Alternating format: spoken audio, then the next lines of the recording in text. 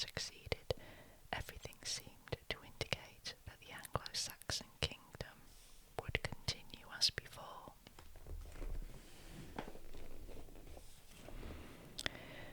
William I was to claim later that Edward the Confessor had chosen him as his heir, but it is likely that this was embroidery after the event. When William needed to stress his rights to a throne he had taken by force of arms. William claimed that Edward had promised him the crown in 1051, but there is nothing to prove this beyond his assertion. Even more mysterious is what happened in 1064, when Harold visited William in Normandy.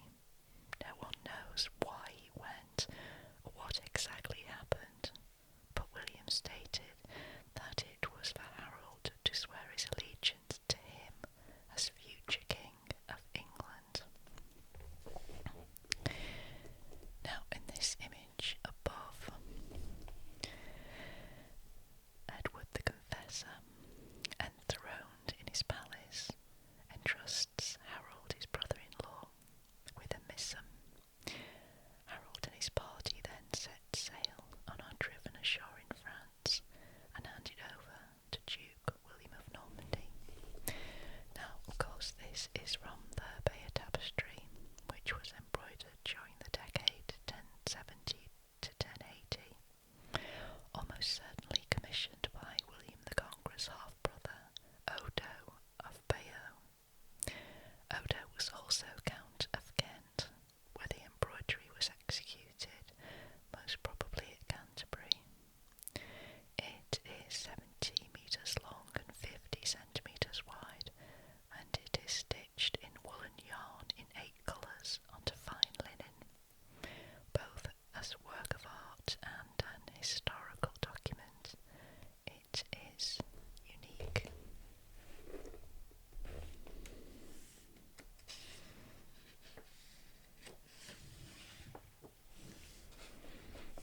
And here is more of the Bayeux tapestry.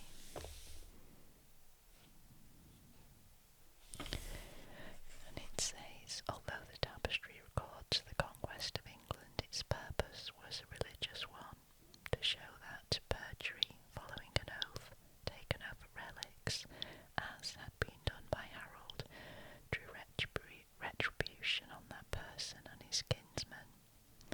In this way the invasion and the defeat and the death of Harold are presented as acts of God. That story is told with 626 characters, 202 horses, 41 ships and 37 buildings, besides an abundance of detail about life in the 11th century. Okay, let's continue. William's claim was extremely remote, for he was only Edward's second cousin, once removed, a great nephew of his queen. A much more important factor was the nature of the Duke and his people. The Duchy of Normandy was only a century old, a creation of William's grandfather, a Viking who had conquered this part of northern France. William himself was illegitimate, the son of the daughter of a tanner, and Duke Robert. He succeeded when he was only 7 years old, and during the following 20 years was to emerge as an experienced and able ruler, administrator, and commander. He was tough, cruel, but not tyrannical, endowed with huge energy and motivated by an overwhelming ambition. He was a capable and brave leader of his men in the field and did not hesitate to share their rigours to the full. He was also a devout and fervent supporter of the Church. All of these personal qualities explain why he was so successful when he conquered England.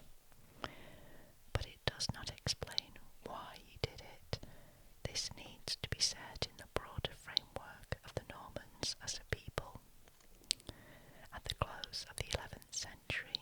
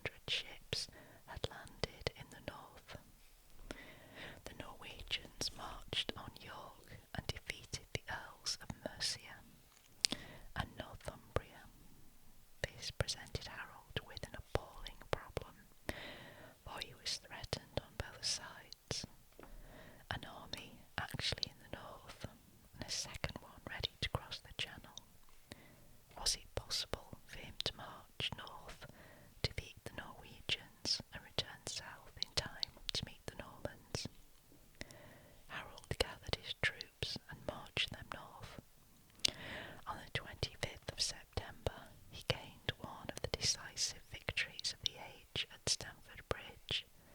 The King of Norway and Tostig were both killed, and what was left of the invading army took to their ships.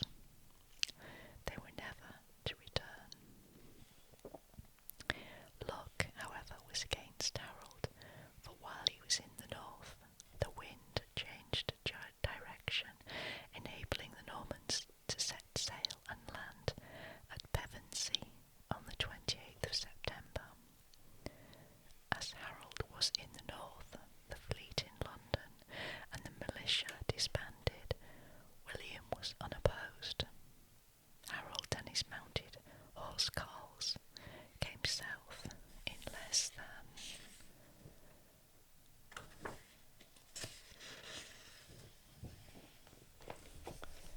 13 days, scraping together what infantry he could. His aim was to surprise the Normans, as he had the Norwegians, by his speed, but this time his army was exhausted. Surprise he did achieve, and through it the choice of battle site, a hilly stretch of land flanked by marshy streams not far from Hastings, where William had made his headquarters. Harold formed his soldiers into a wall of shields at the brow of the hill. They fought on foot, armed with axes. William's army was made up of archers and knights on horseback, wielding swords. These he divided into three, reflecting exactly the freebooting nature of the expedition. To the left, Bretons; to the right, mercenaries, with the Normans in the centre. Both armies numbered about 7,000, but the invading army was not only the more seasoned and experienced, but the less tired. The Battle of Hastings began at 9 a.m. on the 14th of October. The Duke's first attack uphill was driven back, and if Harold and his men had then seized the offensive, there is a chance that they would have won the battle, but they did not. Instead, a second and then a third attack followed. The last was fatal, for Harold was felled by a mounted knight with a sword. When the Anglo-Saxons saw that this had happened, they fled. Harold's body was buried in unconsecrated ground on a cliff. Thus perished the last Anglo-Saxon king. The Battle of Hastings was to be the opening chapter in the story of the death of Anglo-Saxon England. Soon the whole of the southeast surrendered to William. The army advanced on London, sacking and pillaging on its way. At Berkhamsted, the Anglo-Saxon nobility capitulated, swore fealty to William as their king, and parted with hostages. On Christmas Day, William was anointed and crowned in Westminster Abbey. Soon after, he returned to Normandy. The conquest of England was not achieved overnight. At first, William declared his intent of being king within an existing system, respecting the Anglo-Saxon people, their laws and customs. But within a few years, that policy was abandoned in favour of reducing England to the status of a province of Normandy. When William left, he appointed 2 regents. The Anglo-Saxon Chronicle records Bishop Odo, William's half-brother, and Earl William Fitz-Osborne of Hereford were left behind here, and they built castles far and wide throughout the land, oppressing the unhappy people, and things went ever from bad to worse. The result was that constant rebellions broke out all over the country. In the following 4 years, they were rigorously put down, especially the one in the north, which from 1069 to 70 was given over to a reign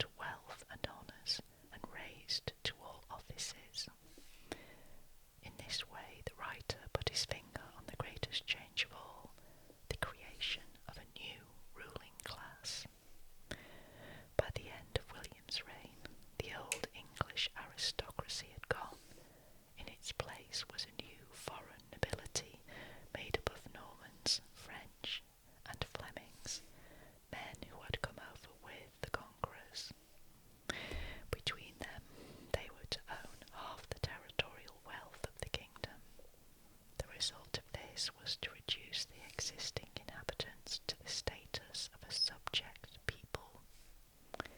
As soon as it became clear that the king's initial desire to work with the old Anglo-Saxon aristocracy had failed, he set out to create a new one of followers who would be loyal to him and ensure his position as King of England. That was secured by two things: castles and knights to man them. Castles were built at strategic points throughout the land, deliberately designed to subdue local communities. Initially, these castles were constructed of wood with a mound called a motte, with a ditch around it and a tower on the top. There would also be a fortified area below, which was called a bailey. Gradually, these wooden castles were replaced by ones of stone, many of which, such as Pevensey and Chepstow, stand today, albeit in ruins. The most famous of all was the Tower of London, designed to hold the city in subjection to its new king. The king needed 5,000 knights to man these castles, and it was that very practical need which contributed to the emergence of a system which later ages called feudalism. It eventually became more formalised, but it began purely as a means whereby William could man his strongholds. He solved the manning problem by granting the confiscated lands of the defeated English aristocracy to his followers, in return for their guarantee to supply armed knights.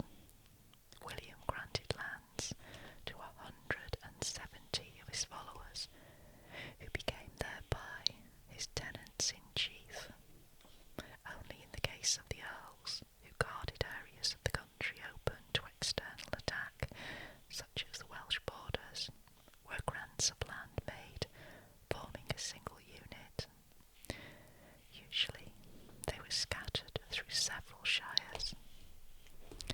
Collectively, each group of lands was called an honour, and each honour consisted of several smaller units called manors.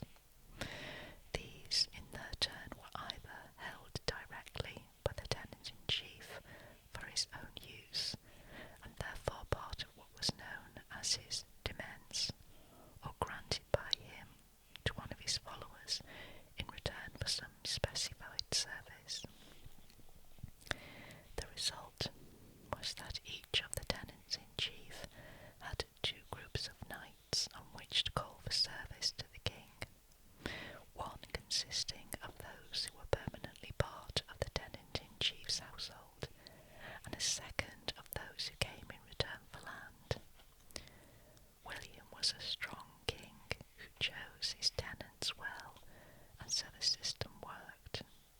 The trouble was that, with a weaker ruler, the system was to break down, leading to private castles and armies. The same revolution was applied to the Anglo-Saxon Church. In Normandy, William had controlled all the appointments of bishops and abbots, filling them with his own friends and relations. Exactly the same thing was to occur in England, as bishops and abbots from before 1066 either died or were deposed. They were replaced by Normans, and like the nobility, they had to render the king, rent in the form of armed knights. Together the tenants-in-chief, bishops and abbots made up the new ruling class, for the higher clergy being educated were essential for the running of the government.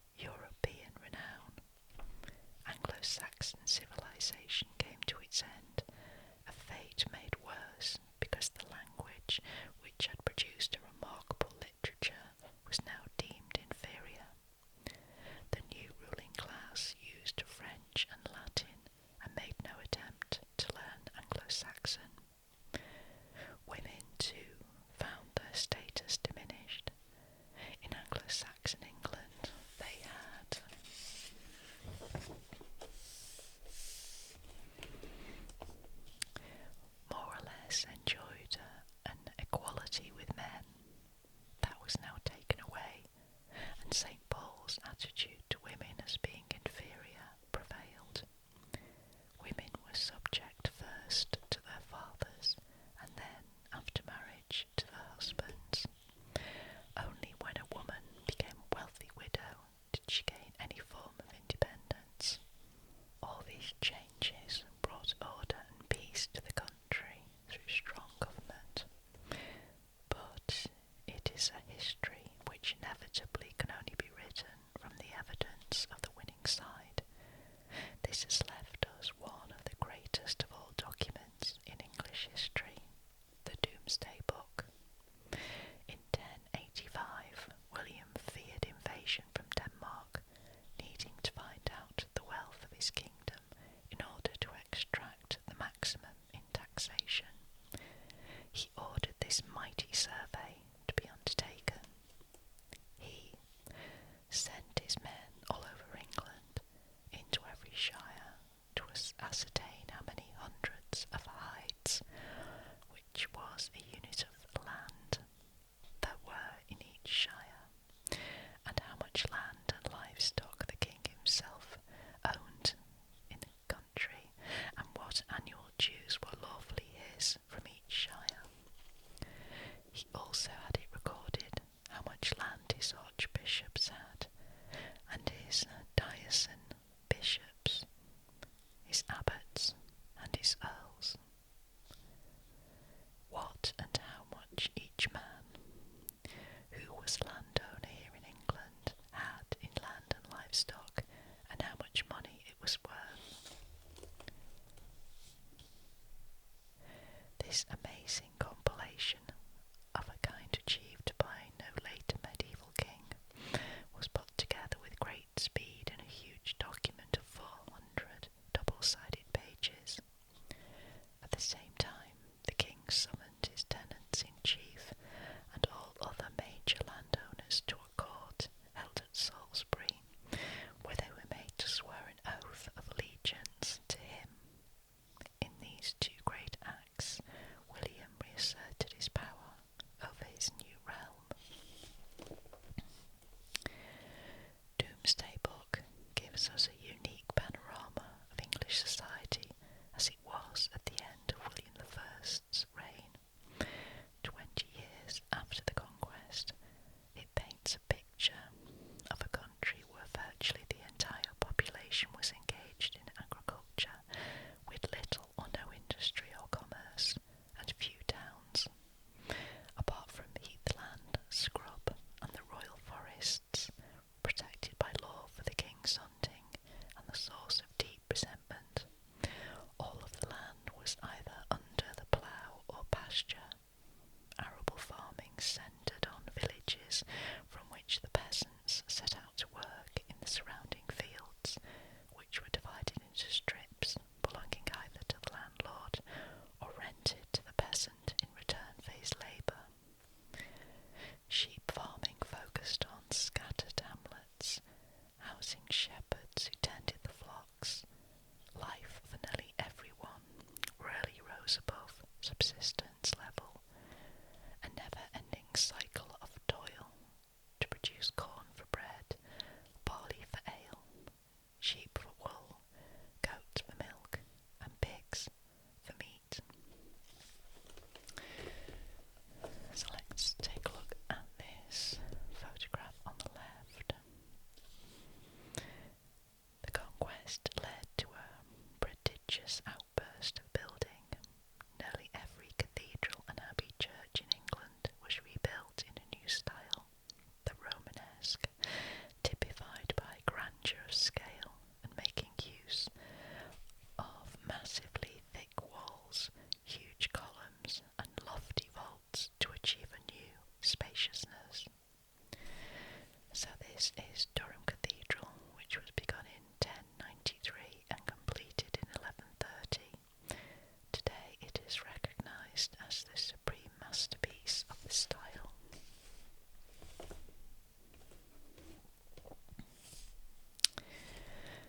Let's continue. Within these small rural communities, the class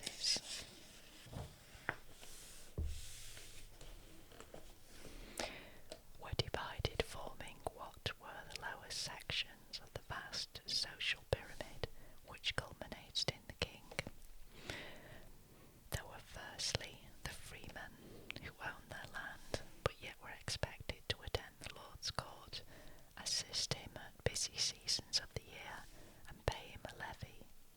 Next came the smallholders, who made up to 2/5 of the population, paying rent for farms up to 30 acres.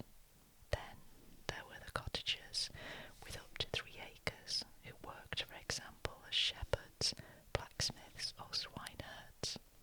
Lastly, there came the lowest of all, those who were slaves, devoid of any land or rights. Together these 4 groups made up the subject native population, one which the Normans were steadily to grind down. For the invaders and for William I, the conquest of England was a remarkable achievement. It was to be an enduring one, for unlike the preceding centuries, no other invading force was to be successful until 1688, when another William crossed the Channel, this time from the Low Countries.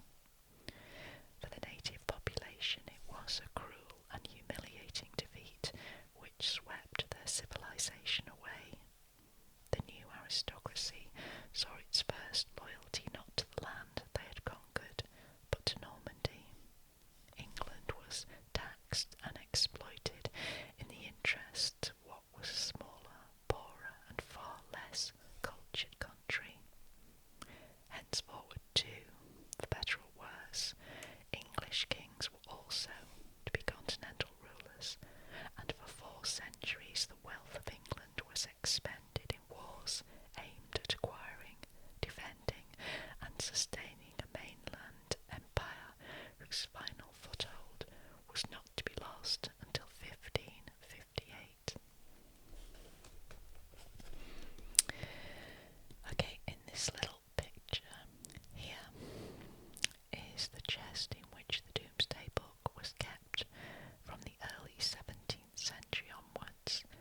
Lined and bound with iron, it has the remains of 3 locks, the keys to which were held by 3 different officials, thus controlling access to it. Initially, Domesday Book was kept at Winchester, and later in the Palace of Westminster. And then on the right hand side, of course, is a very famous building, the Tower of London, which was one of a vast network of castles built by William I to subject England. A temporary stronghold was erected soon after 1066 to be followed by the present massive structure of the White Tower, completed by 1100. The rooms were stacked one on top of each other to increase security, with storage below and living quarters above. By the close of the 13th century, concentric rings of defence had been added. The tower had the dual function during the Middle Ages of acting as a royal palace and a fortress to overawe London.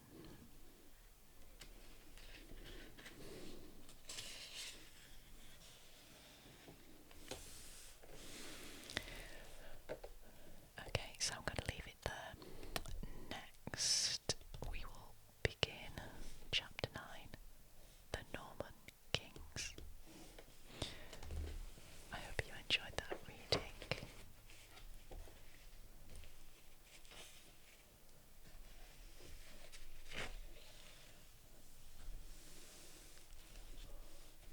This has been Kate at the Library of Whispers saying I shall see you very, very soon.